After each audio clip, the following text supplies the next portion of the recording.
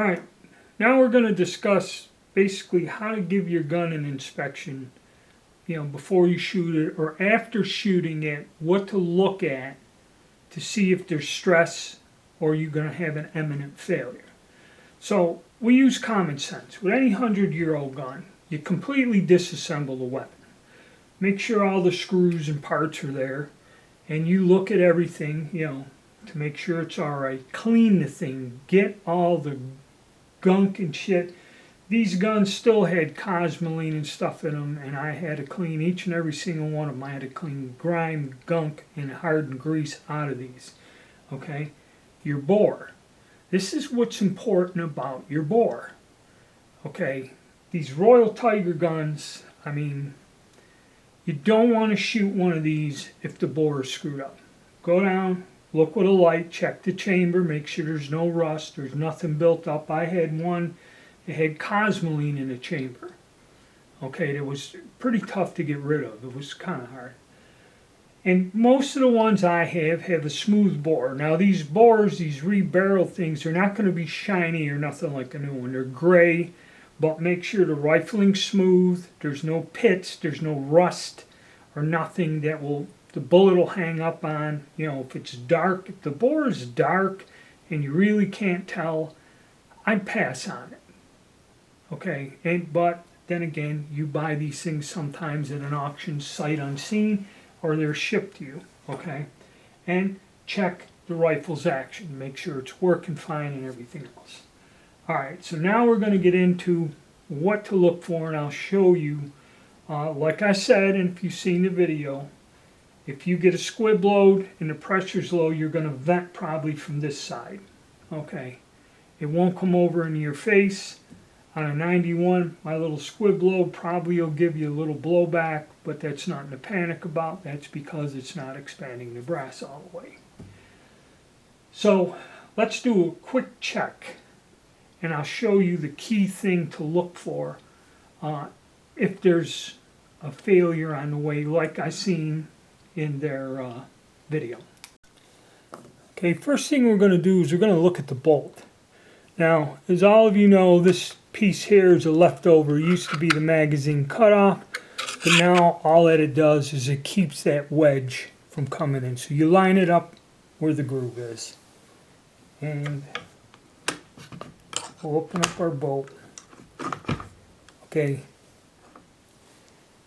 These are your locking lugs. That's what we're going to look at. So what we're going to do is remove the wedge and then take out the bolt. And again, you inspect the gun and see if there's anything weird. But where their failure started is there were cracks in these locking lugs here. So you want to inspect that, see if there's any cracks or anything weird going on here, because that's where their bolt started to break, is here. They actually cracked this piece, and if you've ever disassembled the bolt, you know that this locking lug is a separate item. So inspect this for any cracks or unusual stuff, especially if functioning the bolt is difficult. Okay, keep an eye on that. After you shoot it, clean your gun, examine this area here.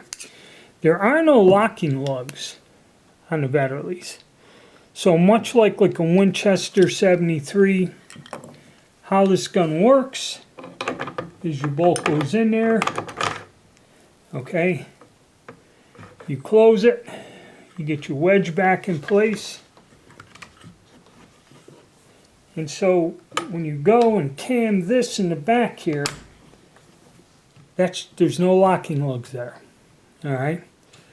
And what happens on these is I've seen a Swiss Vetterli, which it's different, but the bolt is very similar. The locking lugs are in the back. Somebody overpressurized it and fired it, and actually this bolt bent upwards to where when you opened the bolt or tried to open it, you couldn't get it to go rearward because the bolt was bent inside the receiver. He was lucky that he didn't blow the whole gun up and had a real bad failure. That's why I kind of gave up on the conversions and that. The individual, I converted the gun for him for center fire, and he just about killed himself. That's why I kind of had to give up on doing that. But yes, they will fail. Now, when theirs failed, because of that 70% load, it come back and it was pressurized. Maybe it bent it back. Okay, maybe it started to bend the bolt, which means it pulled it out, and then that gas came down to these ports, and that's where the gun, it's like the gas came downward from the overpressurization, blew the stock, blew the magazine out. Okay, fortunately, it went downward. Okay, when it failed, it fractured the stock, and I mean it blew this magazine right out. The gun come apart. So yes, you have to be very careful. Okay, my cast bullet load, fortunately, I've never had any trouble. But I showed you how to inspect it. I'm going to inspect these guns myself, and in the next video, we're going to bring up the thing of headspace. So that's what you look for. Anything unusual, anything starting to crack, anything bending while you're shooting, especially the bolt. If the bolt becomes more difficult to operate, this is a warning sign, okay? But these things don't function smoothly when they're working right, okay? As you see in the videos when I shoot these, it's a rough action. It's not the smoothest action on the planet. But it's just something to be aware of. And remember, check the lugs. Keep an eye on them. Pull the bolt out. Examine it. Make sure it's not cracking or any rough spots or, having difficulty closing it without a cartridge. Okay? So that's just your basic safety thing, warning and what to look out for.